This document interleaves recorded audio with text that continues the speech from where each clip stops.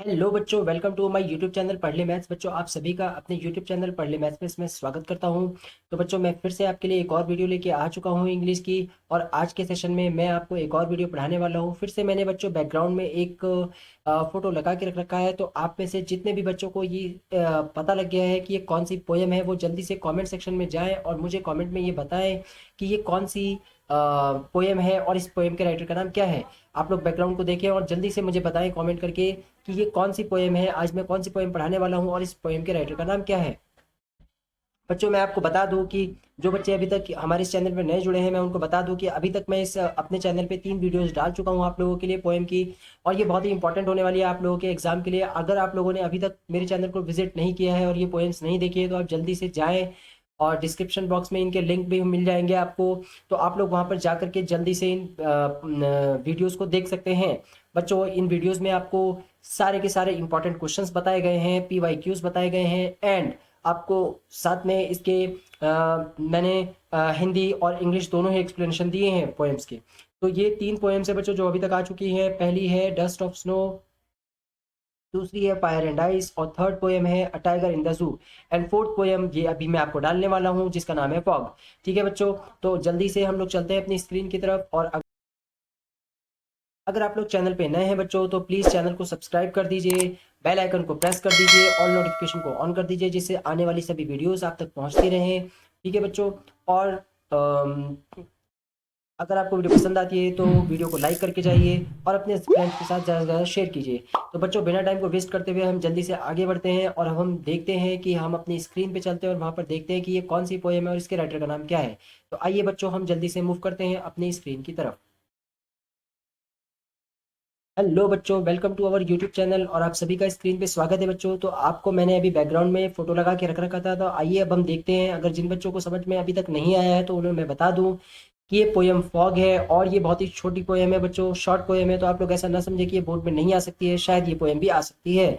और इसके अलावा इस पोएम के राइटर का नाम है कार्ल सैंडबर्ग। ठीक है बच्चों, तो ये पोएम हमारी है फॉग एंड इसके राइटर का नाम है कार्ल सैंडबर्ग। तो आज हम पढ़ने वाले हैं फॉग पोएम को। जल्दी से मैं देख लेता हूँ कि ये पोएम क्या है। तो आगे हमारे पास सेशन में की पोएम है फॉग और इसके राइटर का नाम हो गया कार्ल सैंडबर्ग। तो हम जल्दी से मूव करते हैं स्टेंजा की तरफ। बच्चों, ये पोएम बहुत ही छोटी है और इसमें एक ही स्टेंजा है। तो बहुत ही जल्दी ये कंप्लीट होने वाली है। वीडियो में बने रहे और वीडियो को अच्छे से ध्यान से देखें आप लोग।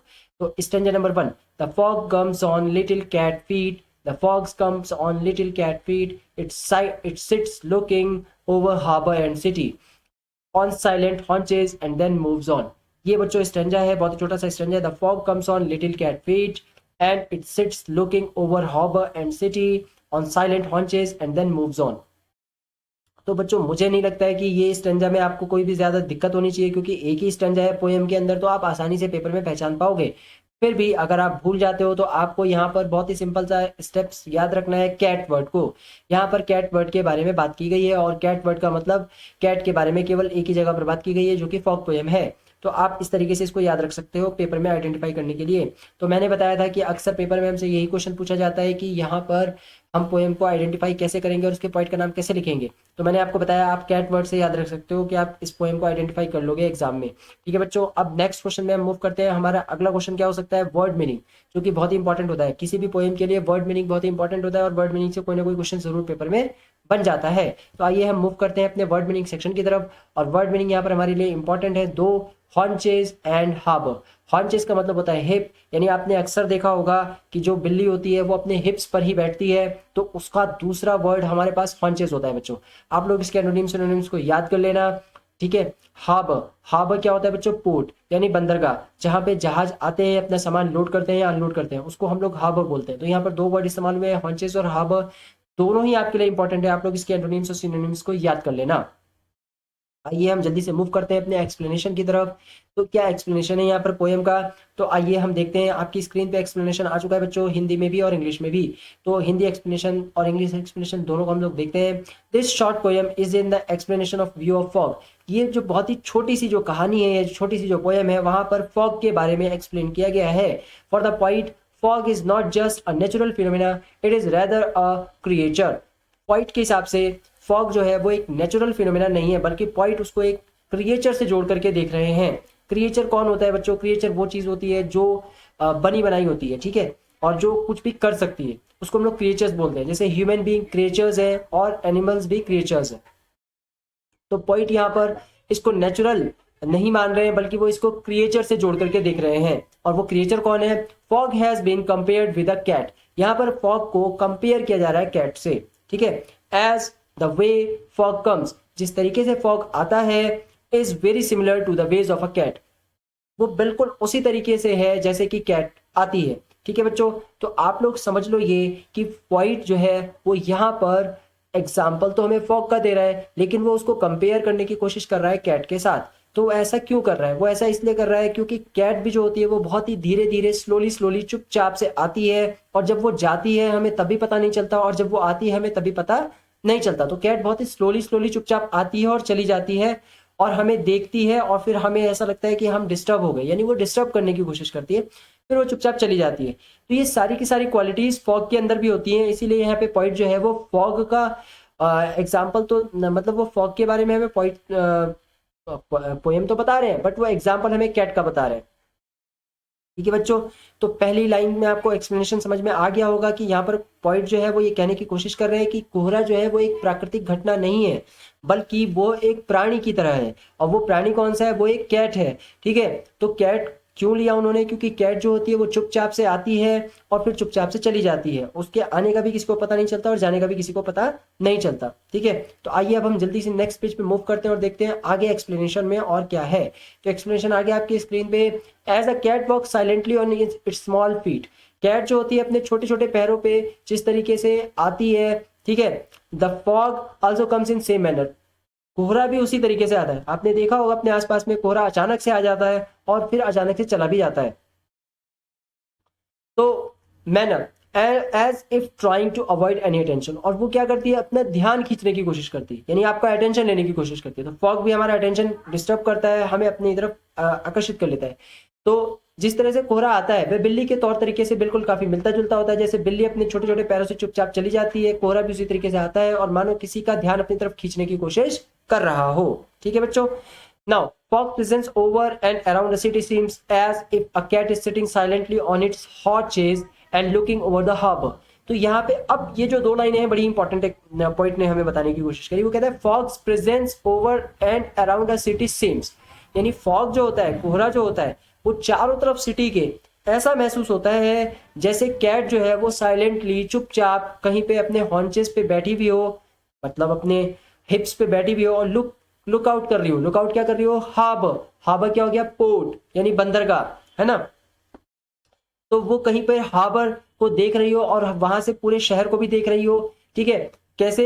हिप्स पे बैठ के। तो बिल्कुल उसी तरीके से कोहरा होता है। जब कोहरा या फॉग जब आपके एरिया में आता है तो चारों तरफ फैल जाता है और वो आपका ध्यान अपनी तरफ आकर्षित करने की कोशिश करता है, ठीक है। तो कैट भी बिल्कुल ऐसा ही करती है और वो चारों तरफ फैल करके क्या करता है? पूरे शहर को देख लेता है, ढक लेता है पूरे शहर को, ठीक है।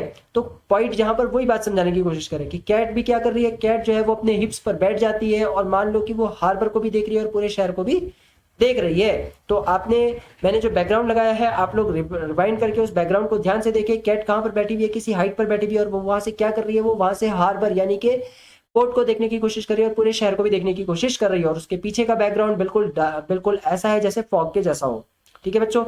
तो वही बात मैंने इसीलिए वो बैकग्राउंड लगाया है क्योंकि वही चीज यहाँ पर लिखी हुई है। आप लोग ध्यान से पढ़ेंगे, fog's presence over and around the city seems, यानी फॉग्स जो है वो चारों तरफ से शहर को ढक लेता है आकर के, और बिल्कुल ऐसा लगता है जैसे कि कोई कैट बैठी हुई हो साइलेंटली ऑन इट्स हॉन्चेस, अपने हॉन्चेस पर यानी अपने हिप्स पर कोई कैट बैठी हुई हो और वो वहां से देख रही हो। किसको देख रही हो? हार्बर यानी बंदरगाह को, और शहर की ओर देख रही हो। Finally when fog leaves a city, जब फॉग शहर को छोड़ के जाता है, it looks like a cat, तो वो कैट की तरह ही जाता है। जैसे कैट स्लोली स्लोली बिना किसी आवाज के साइलेंट स्टेप्स उठाते हुए चली जाती है, बिल्कुल उसी तरीके से फॉग भी चला जाता है। तो बच्चों ये हमारी पोएम का स्टेंजा का एक्सप्लेनेशन है। बहुत ही छोटी पोएम है, एक ही स्टेंजा है और बहुत ही आसान है, ठीक है। तो पेपर में चांसेस है कि शायद यहाँ से बन जाए, तो मैंने डाल दिया। काफी छोटी पोएम थी इसलिए मैंने डाल दिया। तो अगर आपको अभी भी समझ में नहीं आया तो मैं इन शॉर्ट आपको समझा देता हूं कि यहाँ पर जो पॉइंट है वो फॉग के बारे में बात कर रहे हैं, लेकिन फॉग को वो नेचुरल फिनोमेना नहीं मानते। वो फॉग की कंपैरिजन यहाँ पर एक क्रिएचर से करने की कोशिश कर रहे हैं। वो कहते हैं कि फॉग जो है वो एक तरीके का क्रिएचर है, लेकिन कैसा क्रिएचर है, वो कैट की तरह का एक क्रिएचर है। जैसे कैट चुपचाप कहीं पर भी आती है और उसके आने का किसी को पता नहीं चलता, लेकिन वो सभी का ध्यान अपनी तरफ आकर्षित कर लेती है, फिर उसके बाद वो चुपचाप चली भी जाती है और उसके जाने का भी किसी को पता नहीं चलता। उसी तरीके से फॉग भी जो होता है, जब वो शहर में आता है तो वो आते ही चारों तरफ से शहर को ढक लेता है और लोगों का ध्यान अपनी तरफ भटकाने की कोशिश करता है, और फिर जब वो जाता है तो भी हमें उसके जाने का पता नहीं चलता। यही पोएट के यहाँ पे एक्सप्लेनेशन है इस पोएम के अंदर। तो आइए बच्चों, पोएम का एक्सप्लेनेशन कंप्लीट हो गया। अब हम जल्दी से मूव करते हैं अपने क्वेश्चन आंसर सेगमेंट की तरफ। तो पहला क्वेश्चन हमारे सामने आ रहा है, वो है what does the poet means by little cat feet. Little cat feet का मतलब क्या है इस पोएम के अंदर, पोएट क्या समझाना चाहते हैं। लिटिल कैट फीट यहाँ पर रिप्रेजेंट करता है साइलेंट एंड केयरफुल स्टेप्स को, यानी जो बिल्ली आती है वो साइलेंट और केयरफुल स्टेप उठाते हुए आपके पास आती है, तो इसीलिए यहाँ पे जो हमारा लिटिल कैट फीट है वो साइलेंट और केयरफुल स्टेप्स को यहाँ पे इंडिकेट कर रहा है। फॉग भी बिल्कुल ऐसा ही करता है, वो बिल्कुल रिजेंबल करता है स्टेप्स ऑफ कैट से, इसीलिए steps of little cat feet यहाँ पे इस्तेमाल किया जा रहा है। What do haunches mean, haunches का मतलब यहाँ पर क्या है, अभी मैंने आपको वर्ड मीनिंग बता दिया है। हॉन्चेस का मतलब यहाँ पे हिप्स है। नेक्स्ट क्वेश्चन पे हम लोग मूव करते हैं। How is the fog looking over the harbour and the city. Fog जो है वो कैसा दिखता है हार्बर एंड द सिटी के लिए, तो अभी हमने यहाँ पे पूरा का पूरा एक्सप्लेनेशन देखा। Fox looks over the harbour and the city by sitting on its haunches. वो ऐसा लगता है जैसे वो अपने हॉन्चेस पर बैठा हुआ है और पूरे के पूरे शहर को वो देख रहा है और बंदरगाह को भी देख रहा है। लाइक अ कैट, जैसे कैट देखती है, ठीक है। यानी कैट को अगर कहीं देखना होता है तो वो किसी ऊंची जगह पे चढ़ जाती है और वहां से सबको देखती है, जैसा कि आपको बैकग्राउंड में वीडियो में दिख रहा है। उसी तरीके से जो हमारा फॉग है वो भी क्या करता है, चारों तरफ से शहर को घेर लेता है और हर एक चीज को देखता है। तो इसीलिए कवि ने यहाँ पे, पोइट ने यहाँ पे हमें इस चीज को बताने की कोशिश करी है। नेक्स्ट हमारे पास क्वेश्चन क्या है बच्चों, it sits looking. It sits looking, इसका हमें बताना है कि यहाँ पे पोएटिक डिवाइस क्या है। तो बच्चों यहाँ पर पोएटिक डिवाइस मेटाफर है। मैंने आपको पहले भी बताया था एक बार और वीडियो में कि मेटाफर डिवाइस हम तभी इस्तेमाल करते हैं जब हमारे पास किसी एक चीज की कंपैरिजन की जा रही होगी किसी दूसरी चीज से।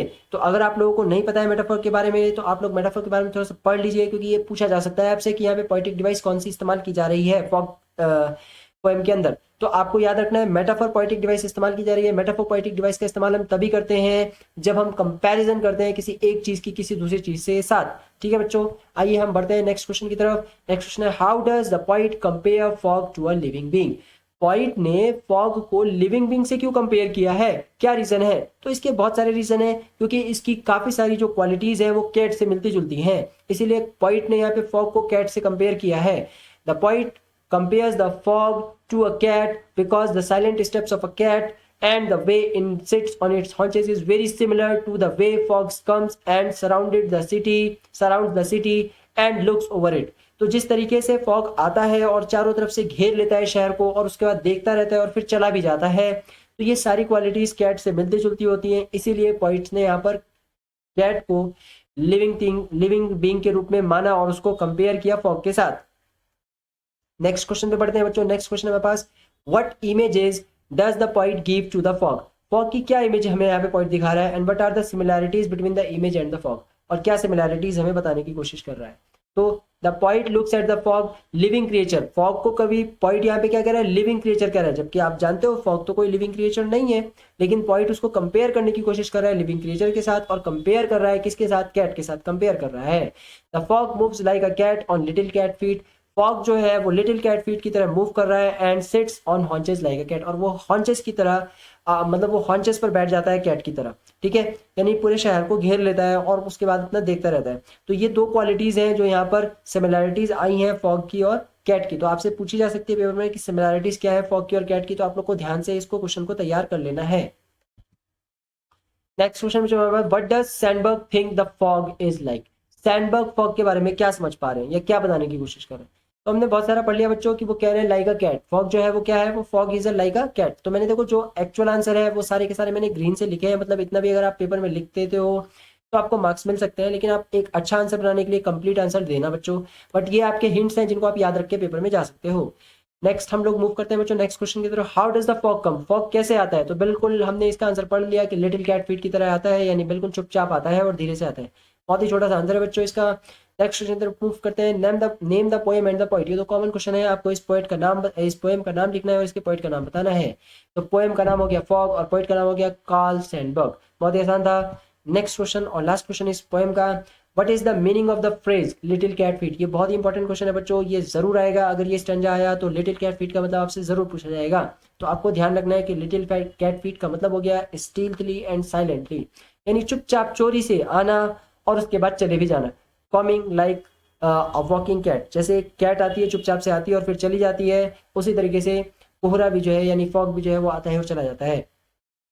तो बच्चों यहीं पे हमारी ये वीडियो एंड होती है। बहुत ही छोटी सी वीडियो थी बच्चों और ये सेशन बहुत जल्दी कंप्लीट हो गया हमारा।